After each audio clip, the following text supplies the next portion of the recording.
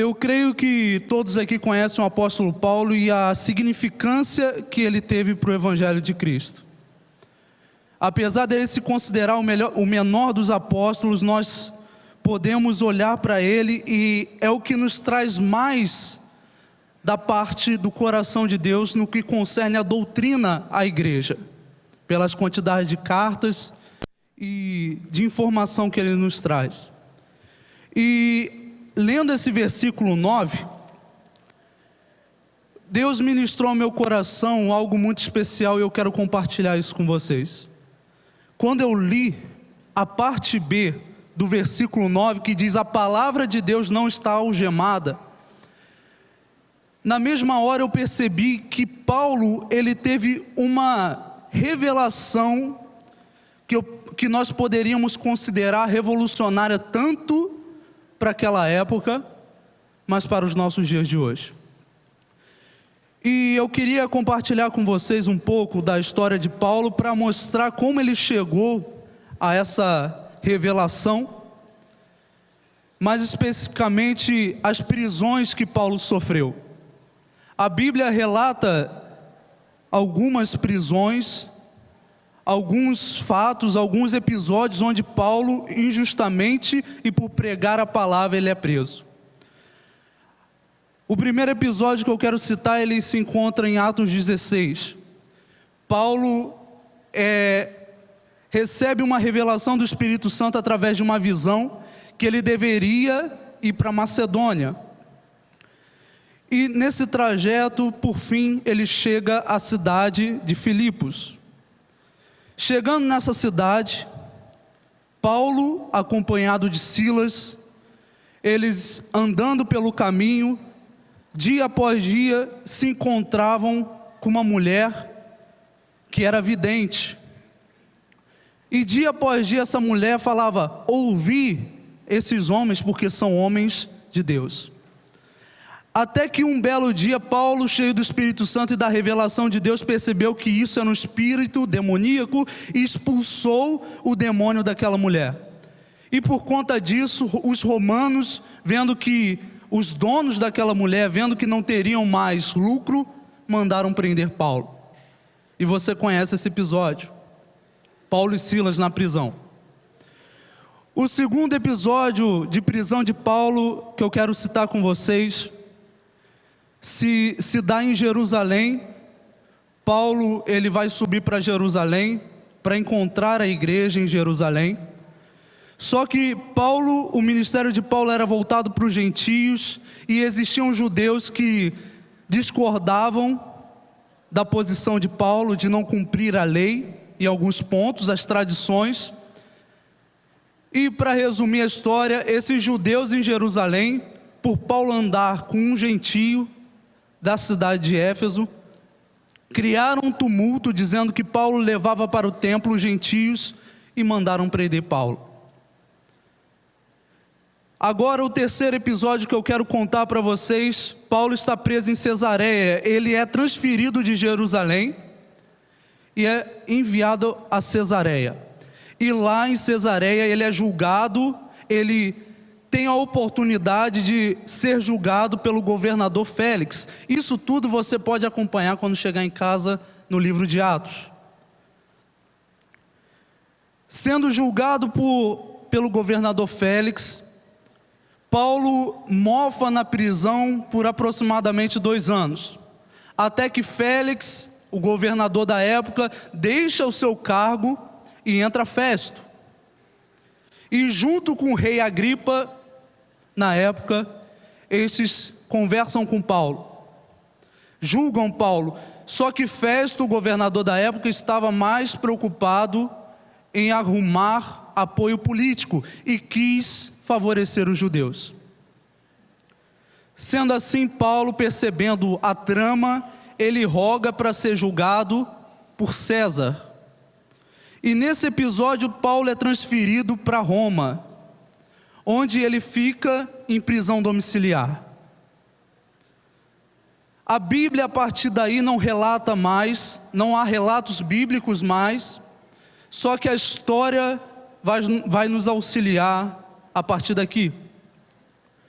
A carta de 2 ao Timóteo, nós lemos ela e é uma carta que nos deixa impactado, mas quando entendemos o contexto em que ela está inserido, ficamos ainda mais impactados.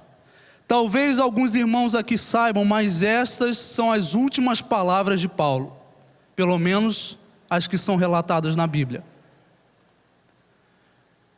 Essa foi a última carta que Paulo escreveu antes de ser martirizado. E por fim, no contexto dessa carta, a última prisão que Paulo sofreu foi na época de Nero, onde houve um incêndio na cidade de Roma.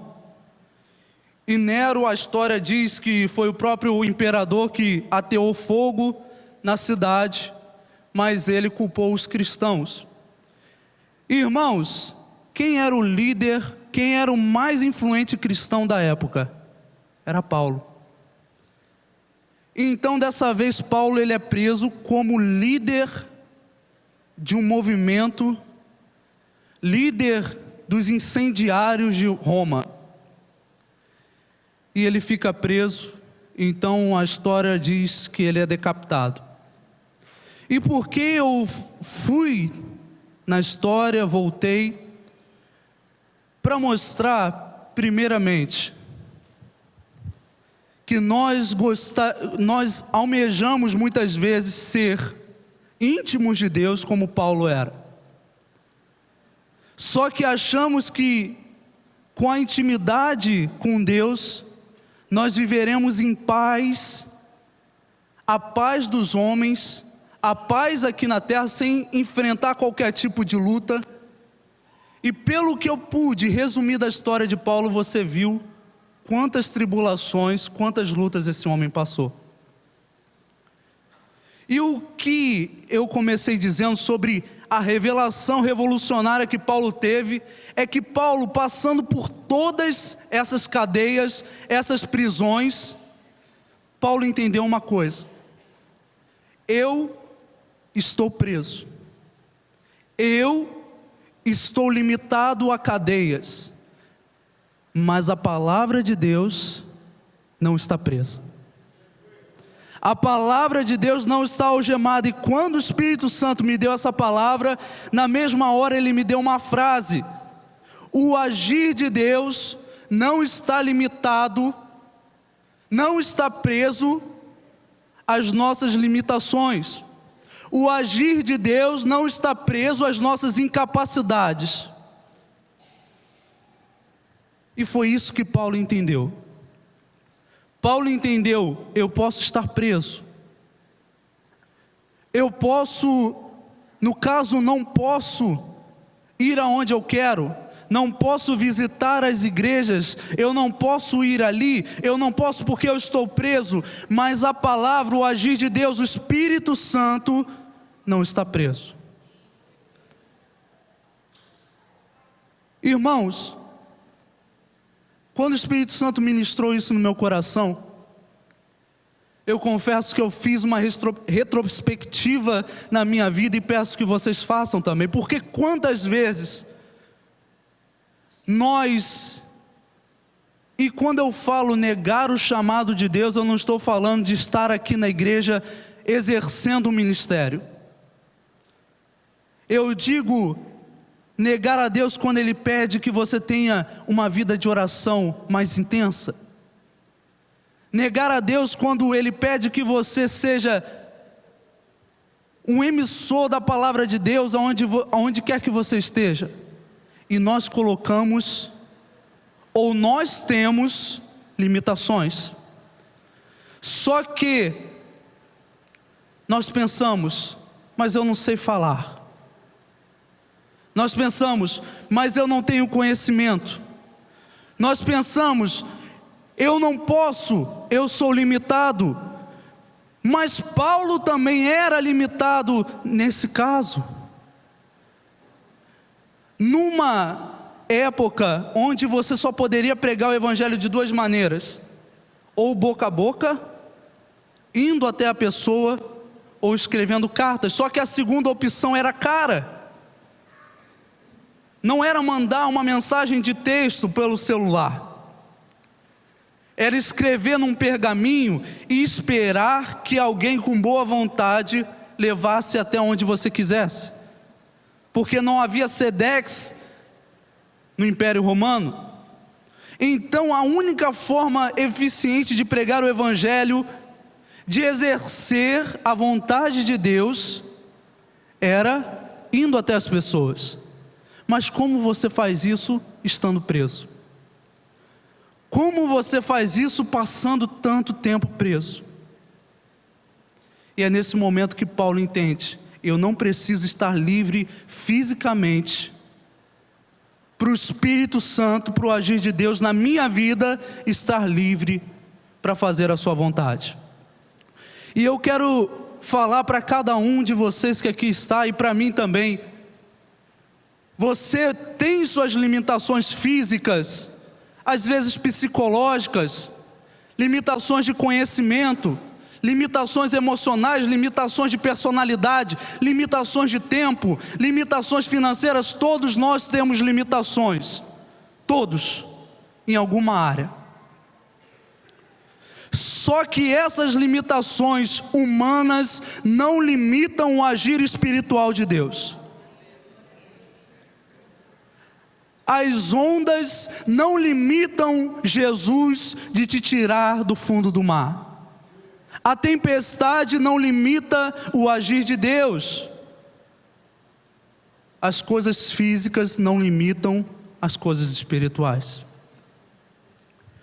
E nós falamos de Paulo, indo para o Velho Testamento, irmãos, creio que todos aqui conhecem os exemplos que eu vou dar. Abraão. Qual era a missão de Deus para Abraão?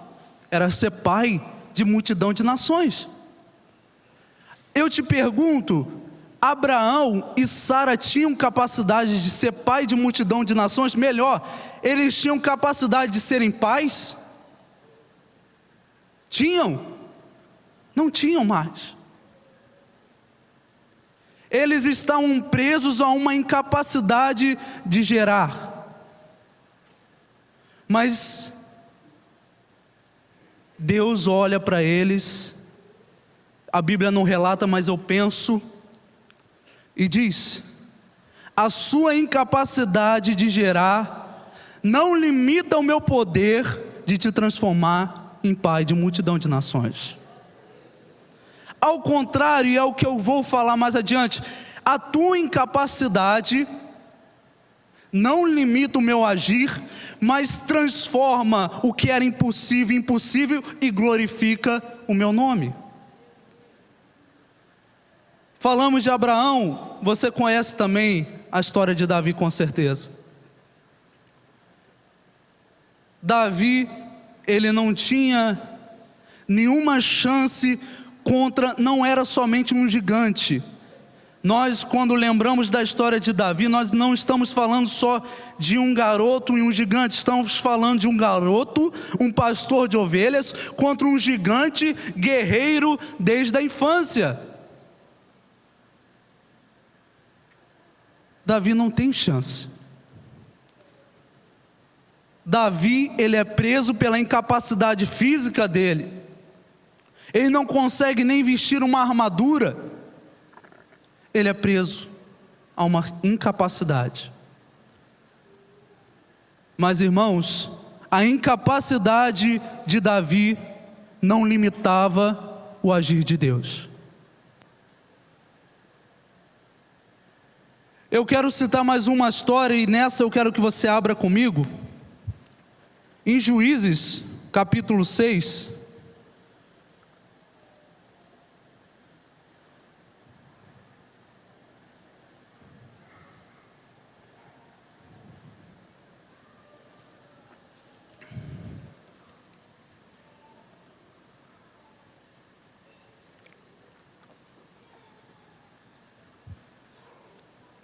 Creio que todos conhecem Gideão.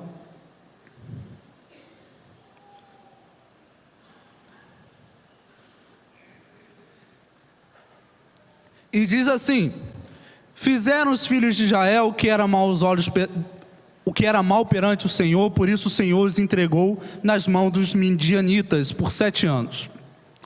Prevalecendo o domínio dos midianitas sobre Israel, fizeram estes para si, por causa dos midianitas, as covas que estão nos montes e as cavernas. Vamos pular para o versículo 11, para não tomar muito tempo. 6:11. Então veio o anjo do Senhor e assentou-se debaixo do carvalho que está em Ofra, que pertencia a Joás, a Bizrita. E Gideão, seu filho, estava malhando trigo no lagar, para o pôr a salvo dos midianitas. Seguinte: então o anjo do Senhor lhe apareceu e lhe disse: o Senhor é contigo, homem valente. Respondeu-lhe Gideão: ah, Senhor meu, se o Senhor é conosco, por que nos sobreveio tudo isto? E que é feito de todas as suas maravilhas que nossos pais nos contaram, dizendo: não fez o Senhor subir do Egito? Porém agora o Senhor nos desamparou e nos entregou nas mãos dos midianitas. Seguinte: então se virou o Senhor para ele e disse: vai nessa tua força e livra Israel das mãos dos midianitas, porventura não te enviei eu? Seguinte: e ele lhe disse: ai, Senhor meu, com que livrarei Israel? Eis que a minha família é a mais pobre em Manassés, e eu o menor da casa de meu pai. Encontramos aqui outro exemplo da Bíblia de um homem limitado, de um homem que se achava incapacitado para exercer algo que Deus tinha mandado ele fazer. E novamente, quando eu falo de exercer algo, eu não estou falando de você tocar, não estou falando de você orar aqui na igreja, não estou falando de você pregar especificamente. Tem coisas na sua vida cotidiana que Deus repetidamente tem nos pedido, tem pedido a você, tem pedido a mim. Coisas talvez simples, coisas talvez que não chamem a atenção, mas nós nos prendemos às nossas limitações. E Gideão, ele tinha uma missão, Deus havia dado uma missão a Gideão, e a limitação que Gideão traz é: como eu vou liderar o povo de Israel contra os midianitas, se eu sou a tribo, a casa mais pobre da minha tribo, e dessa casa mais pobre eu sou o menor? Ou seja, ele era 2 vezes rebaixado. Dentre 12 tribos, ele surgiria para liderar Israel, sendo que a casa dele era menor e ele era o menor. Era uma baita de uma limitação para Gideão. Mas o que me motiva na história de Gideão, o que me inspira, é que Deus diz: vai nesta tua força. E agora, vamos acrescentar mais uma coisa à nossa mensagem. Nós entendemos que as nossas limitações físicas não limitam o Espírito de Deus. E agora, o Espírito Santo nos diz que, mesmo que a sua força seja pequena, em meio a tantas limitações, vai nessa tua força. Porque Deus pega, por mais simples, por menor que seja você ou a sua força, e com a glória dEle, com o poder dEle, Ele aperfeiçoa isso e transforma no necessário. Quando eu leio sobre isso, eu lembro do que Paulo falava sobre o espinho da carne. Alguns acham que era uma doença, outros acham que era uma opressão, e eu não vou entrar nesse mérito, mas Paulo tinha um problema, um espinho na carne, que esbofeteava ele, e ele orou 3 vezes para Deus tirar, e a resposta de Deus foi: a minha graça te basta, e o meu poder se aperfeiçoa no quê? Na sua força, na sua capacidade, na sua fraqueza. O poder de Deus se aperfeiçoa onde? Na fraqueza. O poder de Deus, para que tenhamos esse entendimento, não se aperfeiçoa na preguiça. Ele não se aperfeiçoa no comodismo, ele se aperfeiçoa nas nossas fraquezas, quando elas nos tornam dependentes de Deus. Irmãos, talvez assim como Gideão, você sente que pode ir além no reino de Deus.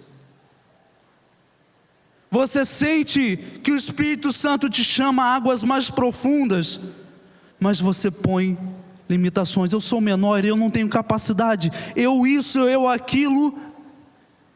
E o Espírito Santo só quer uma coisa: vai nessa tua força, me dá o pouco que você tem, confie em mim, dependa de mim, e eu potencializo isso.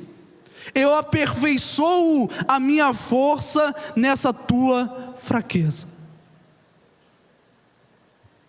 Irmãos, falamos de Gideão, falamos de tantos exemplos na Bíblia.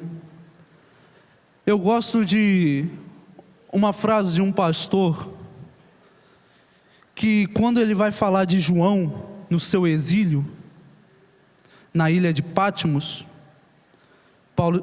João está preso, e é onde ele tem as visões do Apocalipse.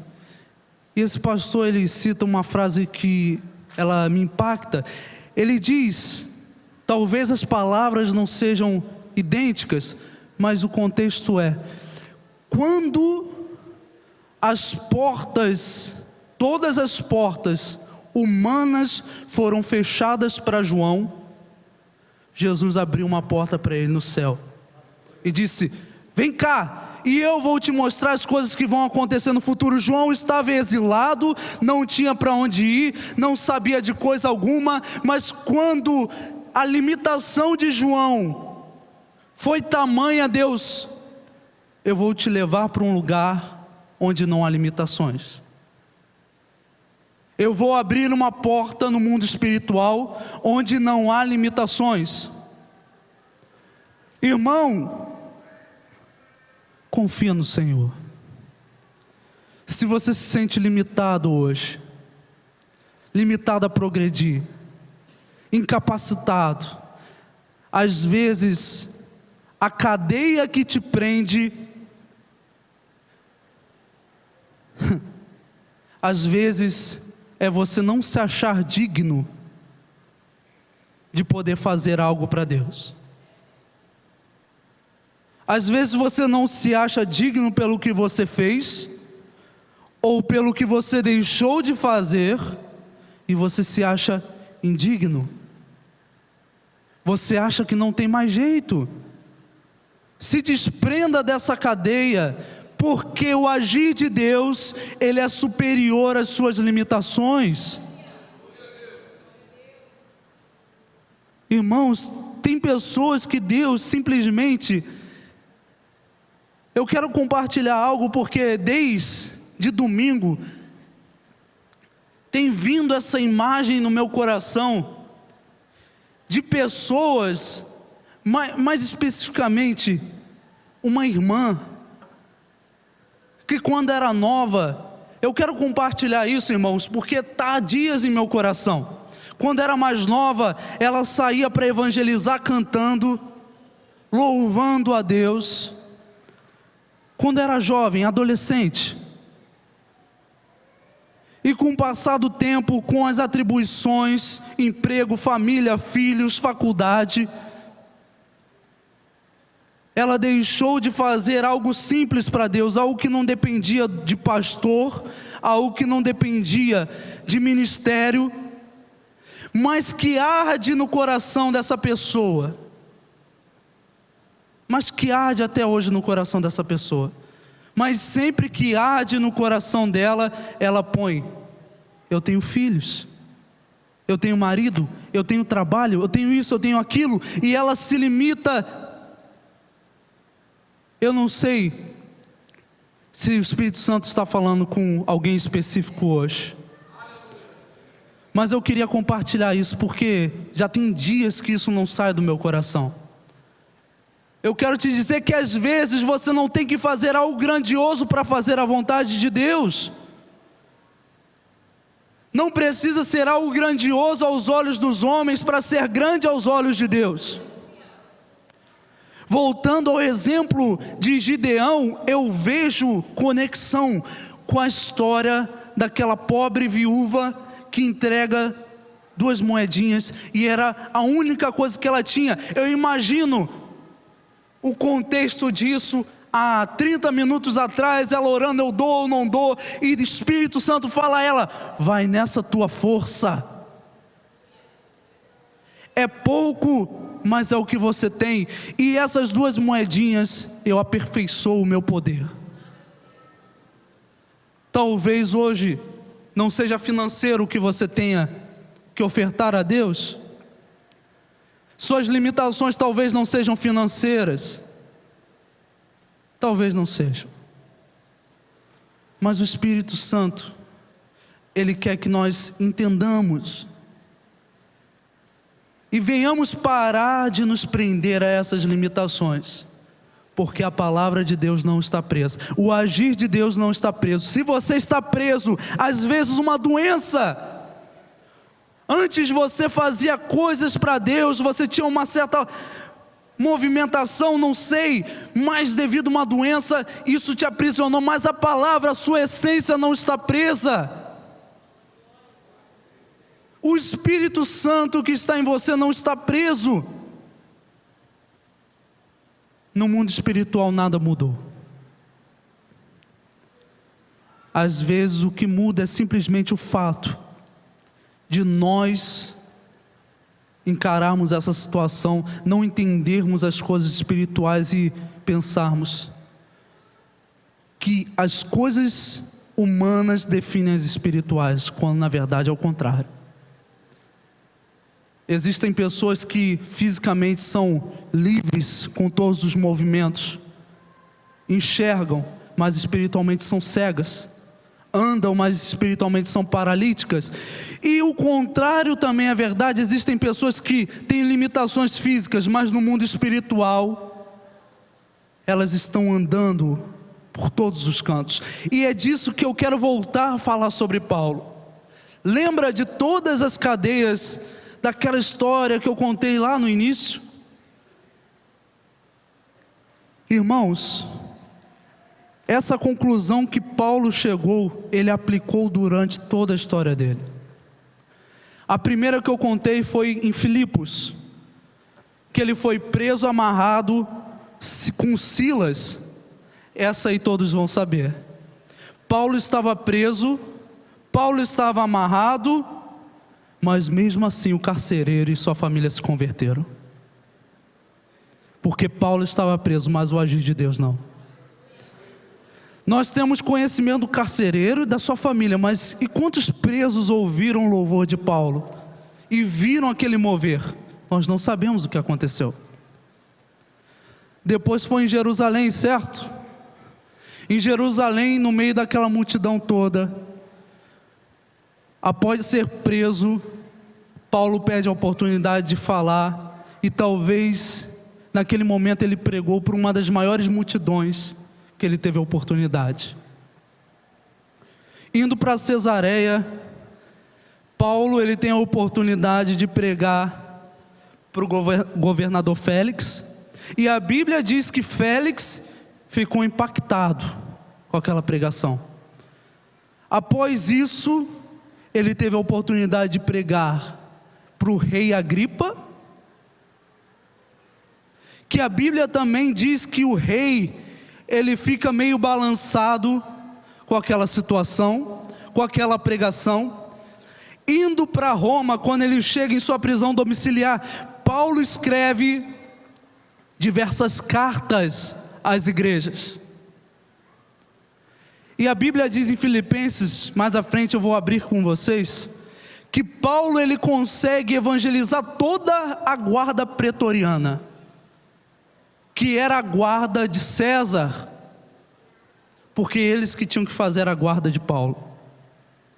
Em Filipenses 4, diz Paulo em sua saudação, que alguns da corte de César mandavam saudações aos filipenses. Ou seja, o camarada estava preso, estava como um bandido, e mesmo assim ele consegue converter alguns da corte de César, do imperador,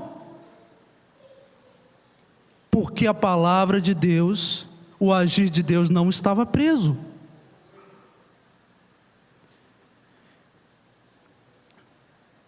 E chegando ao final da sua vida, Paulo termina dizendo: acabei a carreira, guardei a fé. Mas irmãos, Paulo entendeu que ele não precisava estar em todos os lugares, para que o agir de Deus através da vida dele estivesse em todos os lugares.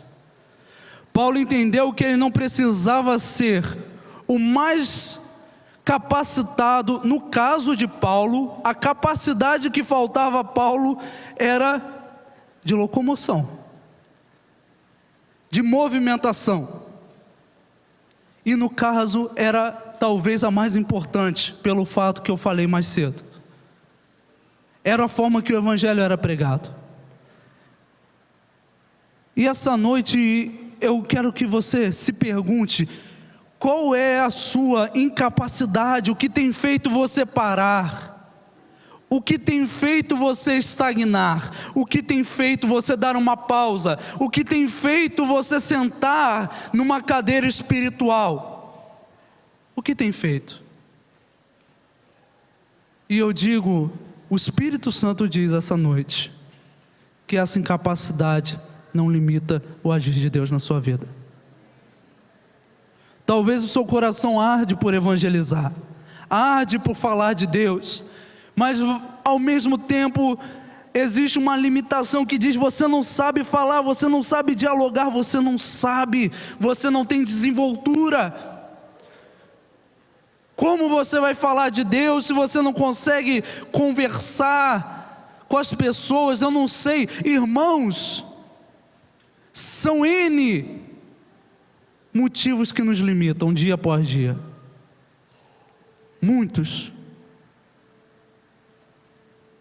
Mas o agir de Deus na sua vida através de você não é limitado a isso. Eu peço que vocês abram em Filipenses.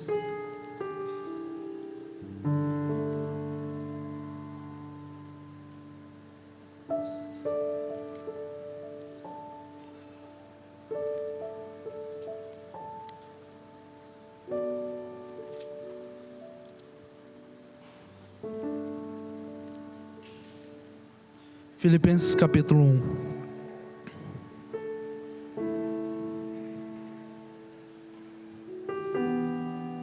Filipenses capítulo 1, versículo 12.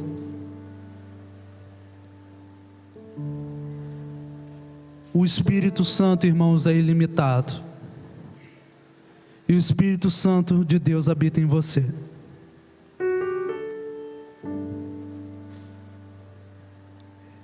O Espírito Santo ministrava o meu coração muito sobre isso, porque apesar de muitas vezes termos muitas pessoas trabalhando, mas talvez você esteja exercendo algo na casa do Senhor, mas existe algo que Deus tem te pedido, algo além, porque infelizmente nós transformamos até pregar, tocar, interceder em motivo para nós nos acomodarmos. A verdade é essa. mas às vezes o Espírito Santo nos chama além, a um nível mais profundo. E é nesse momento que as cadeias se fecham, as algemas nos amarram, e parece que vem vários soldados e nos envolvem e diz: você não vai sair do lugar. Mas, irmãos, eu creio que nessa noite o Espírito Santo está mudando isso em cada um de nós, amém? Filipenses 1:12 diz: desejo, portanto, irmãos, que saibais que tudo o que me aconteceu, ele falando das prisões,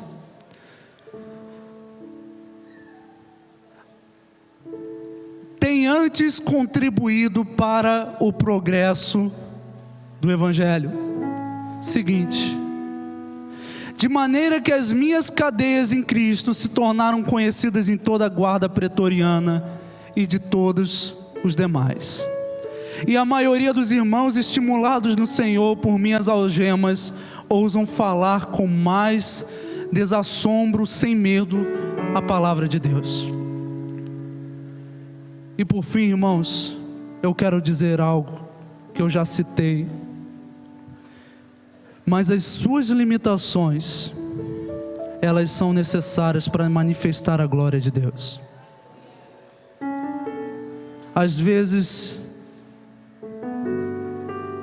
no mundo normal, no mundo secular, nós medimos a aptidão das pessoas pelas suas capacidades, pelos seus pontos fortes. Mas a Bíblia nos diz que Deus chama as coisas que não são como se já fossem. Deus chama um homem que não pode mais gerar de pai de multidão de nação.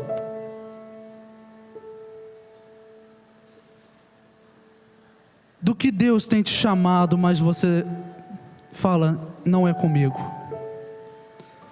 Jeremias, Deus chama ele para ser profeta, e ele diz: mas eu ainda sou uma criança. Mas eu ainda não tenho capacidade. Mas ainda eu não posso. Meu irmão, eu me arrisco a dizer que muitas vezes Deus vai nos chamar justamente nas áreas que ainda não temos capacidade. Porque quando nós muitas vezes somos usados naquelas áreas onde somos bons, temos a tendência de roubar a glória de Deus. Mas quando Deus nos chama sendo nada, nós não sabemos nem como fazer, nem começar a fazer alguma coisa. E quando dizemos sim, e quando falamos: o Espírito Santo pode me usar, e acontece, não existe como negar que foi Deus que agiu na sua vida. Foi isso que aconteceu no Egito. Não houve como negar que foi Deus que tirou o povo dele da terra do Egito. Porque antes de começar seu ministério, Moisés já deixou claro: Deus, eu não sou muito bom com as palavras. Então podemos ter certeza que não foi a persuasão de Moisés com Faraó que tirou o povo de Israel do Egito. Não foi a capacidade de Moisés de impor a sua vontade que tirou Israel do Egito. Eu posso ouvir da igreja: o que tirou o povo de Israel do Egito? Foi o agir de Deus, amém? O agir de Deus que operou através de um instrumento sem capacidade. É o agir de Deus que opera através de nós, seres sem capacidade alguma. E para terminar, irmãos, eu gosto de lembrar sempre de um episódio da Bíblia que mostra um fracasso que foi motivo de glória de Deus depois, que foi a pesca maravilhosa, ambas. Talvez você não saiba, mas houve duas pescas maravilhosas. A primeira está relatada em Lucas 5 e a segunda em João 21, se eu não me engano. A primeira, Jesus está pregando para uma multidão e ele olha um barco chegando na praia e ele entra nesse barco para pregar, e após a pregação ele manda aqueles homens que até então não conheciam Jesus para o mar alto, porque eles tinham fracassado na sua pesca. Eles tinham fracassado, mas eles voltam e Jesus diz: vai ao mar alto e lança a rede. E acontece que eles pegam tantos peixes que eles precisam de uma outra embarcação para ajudar. O segundo episódio, após a morte de Jesus, os discípulos, eu acho que foram dar uma parecida e foram pescar novamente. E eles novamente passam a madrugada toda e não conseguem pegar nada. Quando eles avistam um homem na praia que diz: lança a rede do lado direito. E eles fazem isso, e eles pegam e eles pescam novamente. E essa história nos diz duas coisas, irmãos. Talvez você me ache repetitivo, mas o Espírito Santo está dizendo isso em meu coração e não para de repetir.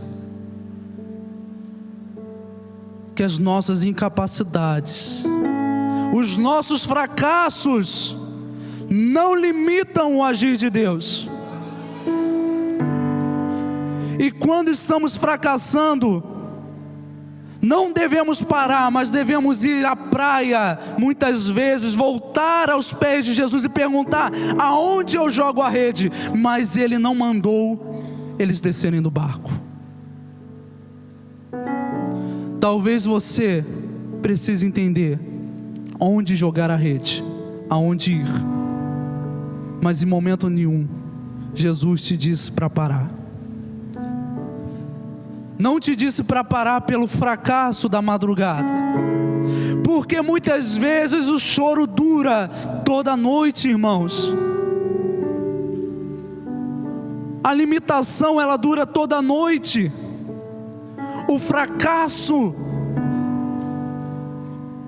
mas existe a alegria da manhã, quando Jesus vem e nos capacita.